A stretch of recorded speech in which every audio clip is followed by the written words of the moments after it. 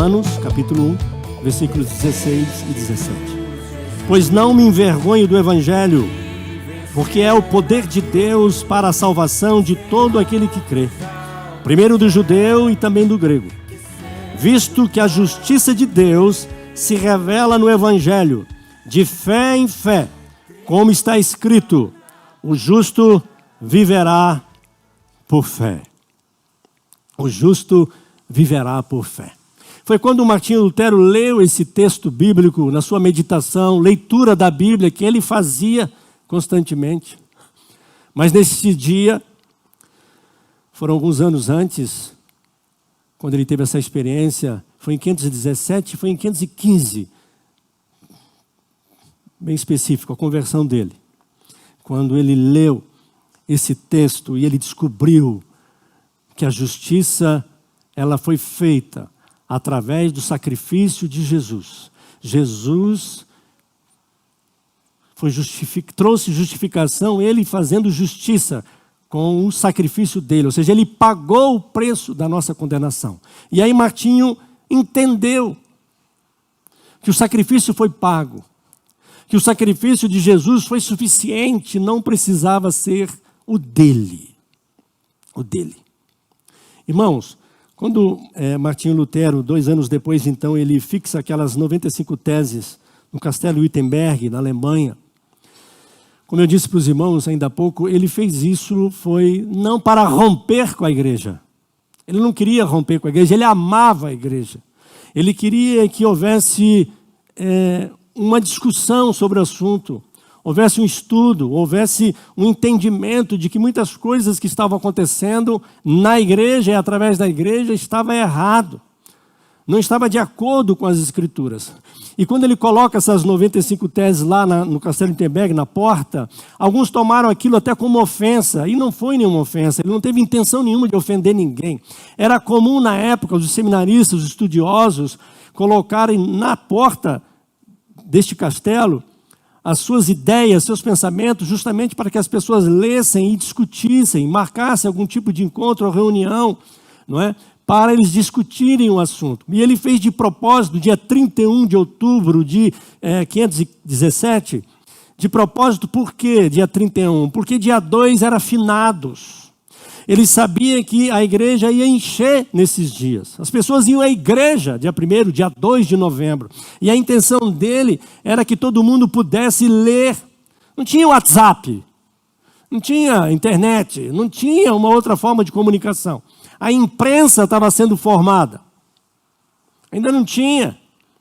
A forma de comunicação era panfletos, não é? Papéis colados nas portas e em portas de lugares importantes.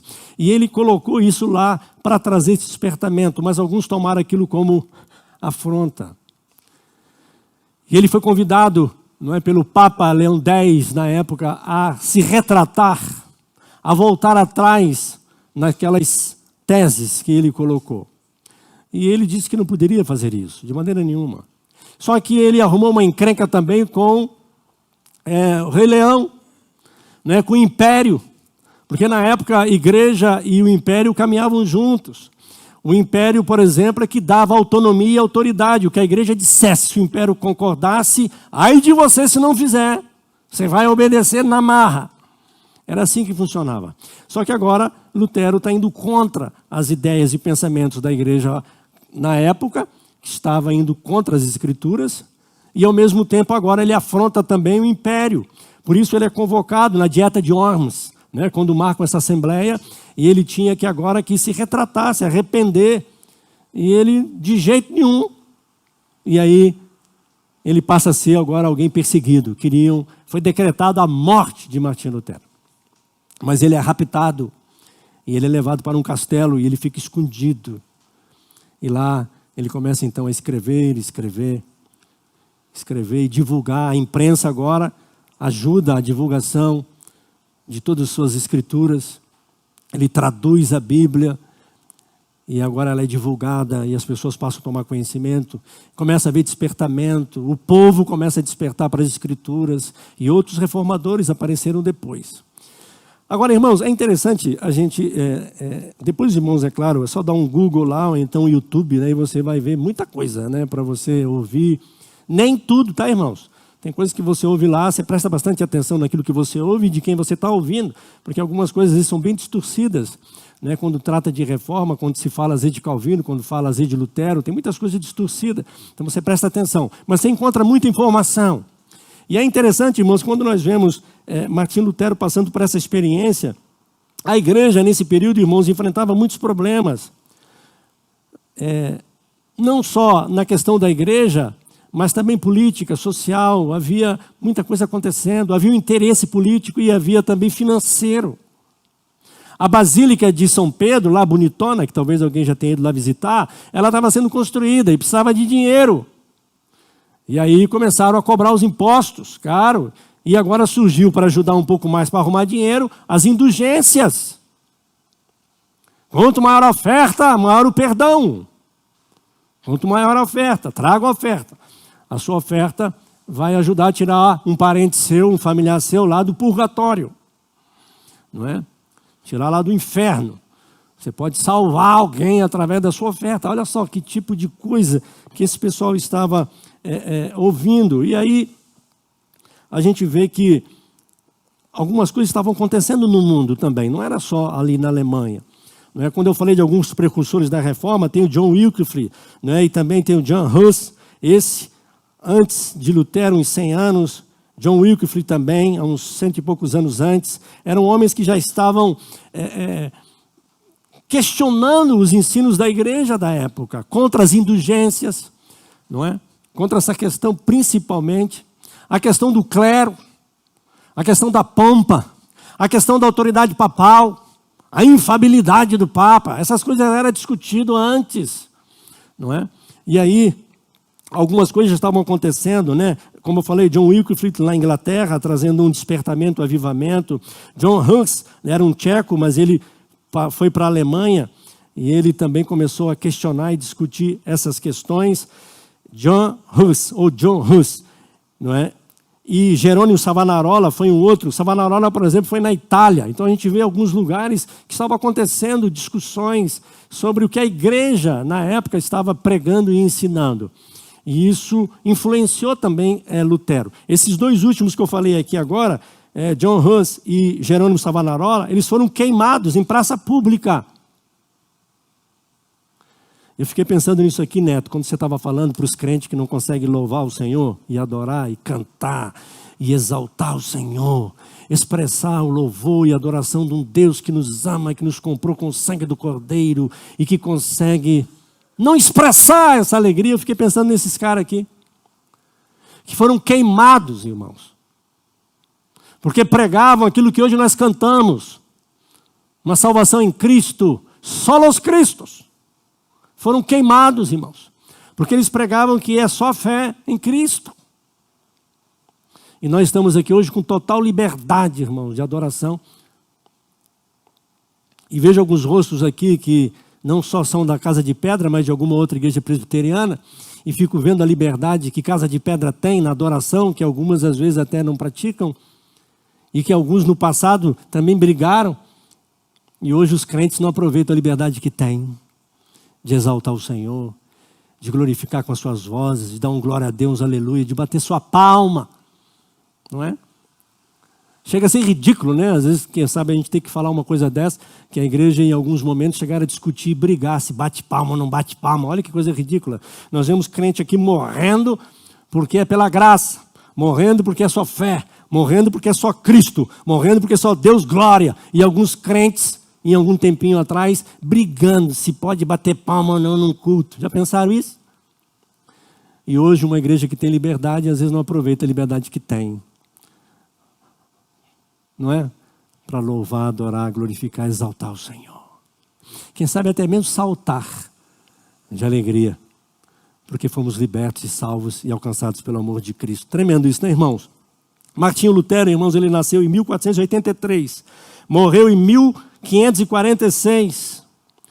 Martinho Lutero, aos 22 anos, que ele decidiu ir para o convento. Ele decidiu ir para ser monge.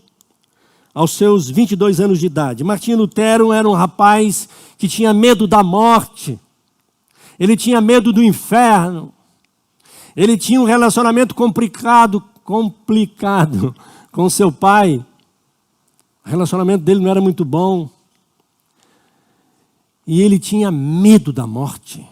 Deus para ele era um carrasco, porque pune e vai levar alguém para o inferno. Martinho Lutero sofria com isso, irmãos. E ele orava, ele buscava Deus. E ele não conseguia entender isso. E ele vivia aflito e com medo. Um dia, uma tempestade, chuvas e relâmpago, e ele tremendamente, assim, com muito medo de morrer, ele faz uma promessa, que se ele não morresse, ele iria fazer seminário para ser padre, ia ser monge. E é interessante que nesse mesmo dia que ele está buscando a Deus nesse sentido, cai um raio numa árvore, bem do lado onde ele estava. Ele é gravemente ferido, ele quase morre. Isso então o abalou mais ainda, e é aí que ele se posiciona: eu vou me dedicar. E ele foi para este lugar que era muito severo, irmãos. Só para vocês terem uma ideia, ele era encontrado muitas vezes desmaiado em algumas salas, quando ele ia para aquele canto para orar, dobrava o seu joelho, ele se surrava muitas vezes, e às vezes o tanto que ele se agredia, ele às vezes desmaiava, porque ele fazia jejuns também, ele afligia sua alma, e ele clamava, medo da morte, medo do inferno, porque ele não entendia a graça do Senhor. Como eu disse, ele achava que Deus para ele era como um carrasco. Ele se sentia muito pecador, irmãos, muito pecador. Ele tinha medo do julgamento de Deus, da ira, da justiça de Deus sobre a sua vida. E aí, nessa tempestade, ele decide, né, e faz essa promessa de ser monge. E ele vai, então, para esse convento, para esse mosteiro agustiniano. Era um mosteiro severo, muito duro. Outros também faziam várias penitências para perdão dos seus pecados. Mas Agostinho se afligia muito mais. Ele se punia constantemente por causa de seus pecados. Em 1515, ele, impactado com a leitura do texto bíblico que nós acabamos de ler, e aí ele entendeu que a justiça de Deus veio sobre Jesus.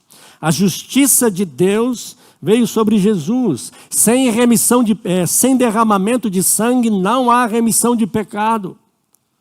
Teria que ter sacrifício, sangue teria que ser derramado. O sangue de animais, de touros, os sacrifícios feitos na antiga aliança não perdoava pecados, não salvava ninguém. Aquilo era um tipo de Cristo. Todo judeu naquela época, todo o povo que fazia os sacrifícios, que obedeciam à lei, eles faziam crendo no Messias, no Filho do Homem, naquele que viria, naquele que seria o Cordeiro de Deus, que derramaria sangue puro, porque não havia justo nenhum sequer, diz as Escrituras, o apóstolo Paulo escrevendo. É por isso que Deus então se faz carne. Nosso Senhor Jesus toma forma humana e vem como homem, e como homem então ele sofre e vai até a morte, morte de cruz, e derrama sangue, sangue aceitável pelo Pai. E aí somos redimidos, nós somos perdoados. Não é o meu sacrifício, é o sacrifício de Cristo. E aí Martinho Lutero entendeu isso, ele entendeu lendo as Escrituras. A justiça é na fé em Jesus. Verso 17, visto que a justiça de Deus se revela no Evangelho, de fé em fé, como está em Cristo, como está escrito, o justo viverá por fé. Ele entendeu, fui justificado pela fé. Paulo escreve aos Romanos capítulo 5, versículo 1, justificados, pois, mediante a fé, temos paz com Deus, por meio de Cristo. Sacrifício de Jesus. E Martinho Lutero, então, nesse dia, ele entendeu isso. E aí a vida dele muda. Ele disse assim: senti que havia nascido de novo e que as portas do paraíso me haviam sido abertas. Todas as escrituras tiveram um novo sentido. A partir de então, a frase, a justiça de Deus não me encheu mais de ódio, mas se tornou indizivelmente doce em virtude de um grande amor. Ele percebeu, o amor de Deus o alcançou. Ele descobriu que é por fé, fé em Jesus Cristo.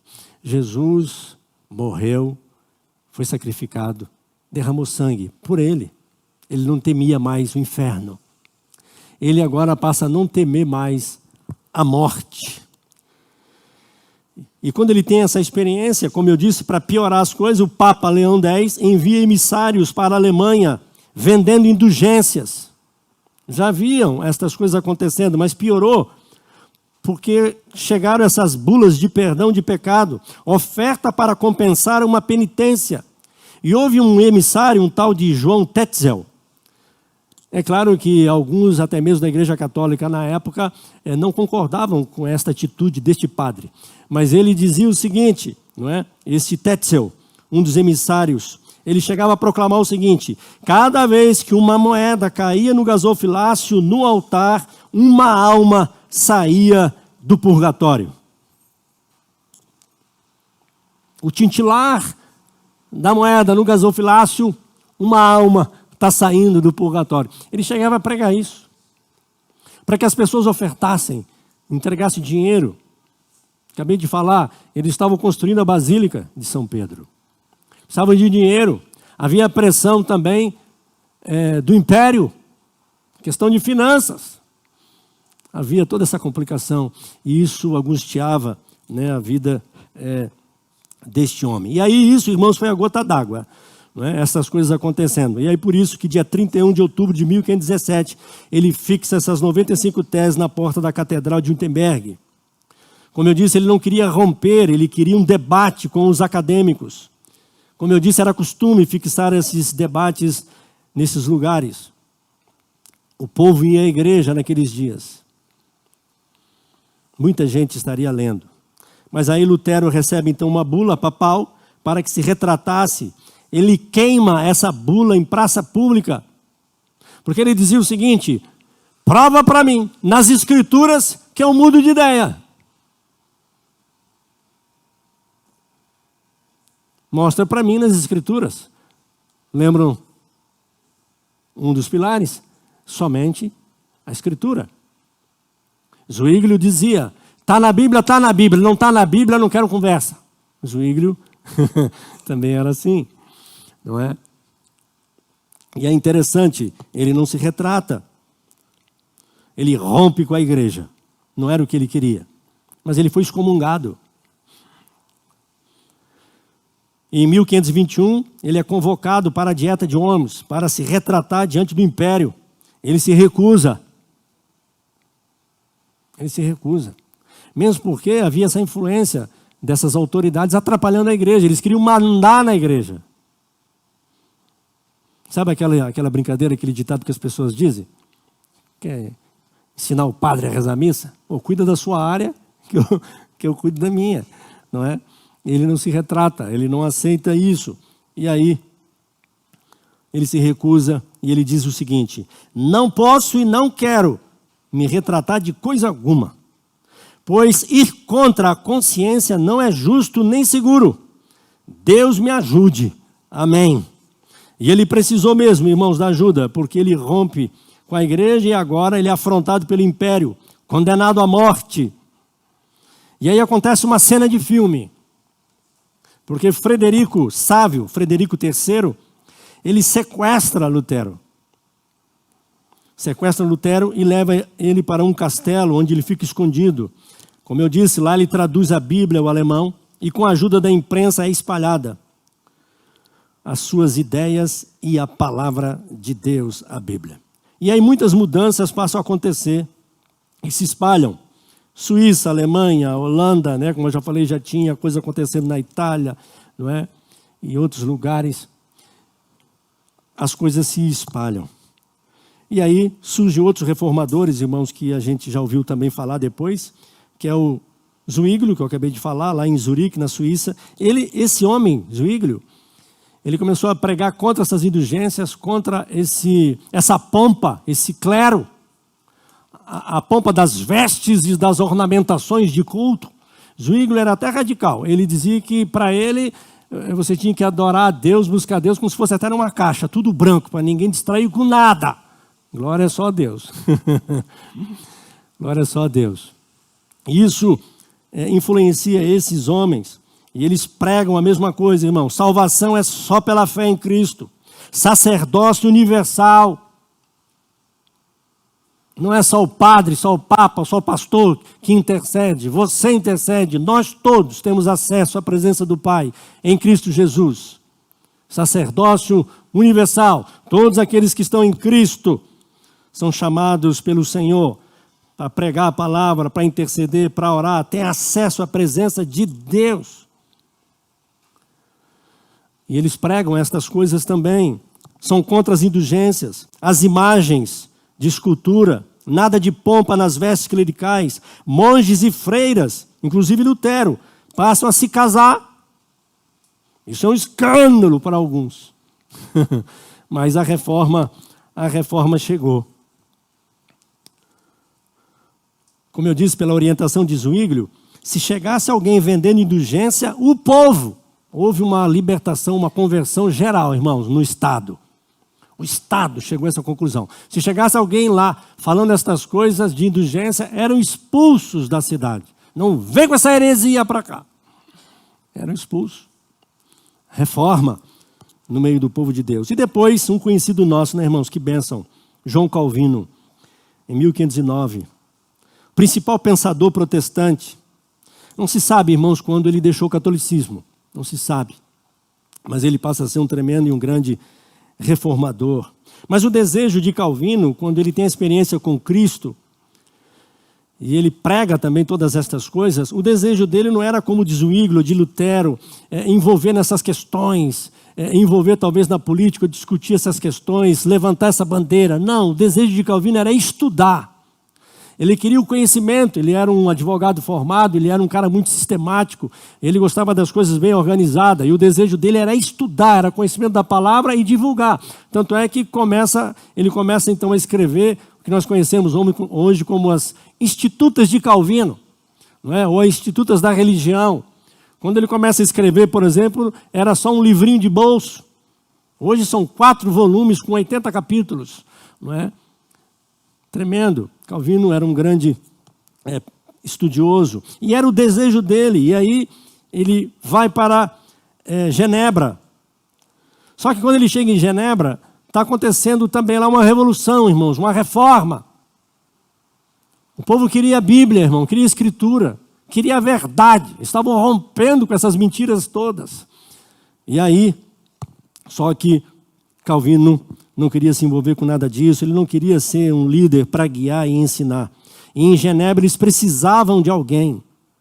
Eles precisavam de alguém para liderar.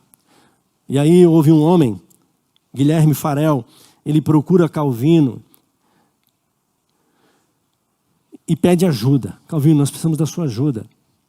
Porque ele queria ir para um outro lugar só para estudar. E aí ele fala assim, Calvino, nós precisamos de ajuda. E ele fala assim, eu só quero estudar. Calvino. Só quero estudar. E ele é enfático nisso. Não aceitou o convite para liderar ninguém, para se envolver nessa demanda. Havia outros reformadores, né? Trabalhando também nesse sentido.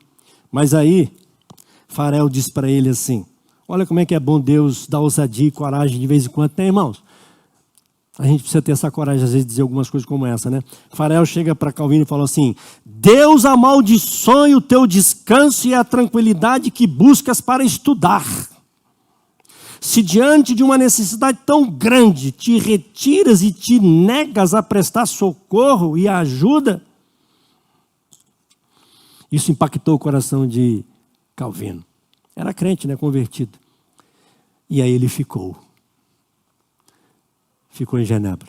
E aí se tornou, que os irmãos já ouviram falar de Calvino, E hoje nós estamos aqui, professando essa fé em Jesus Cristo, crendo na soberania de Deus, na graça salvadora, na infalibilidade das Escrituras. Tremendo, né, irmãos? Louvado e glorificado seja o nome do Senhor.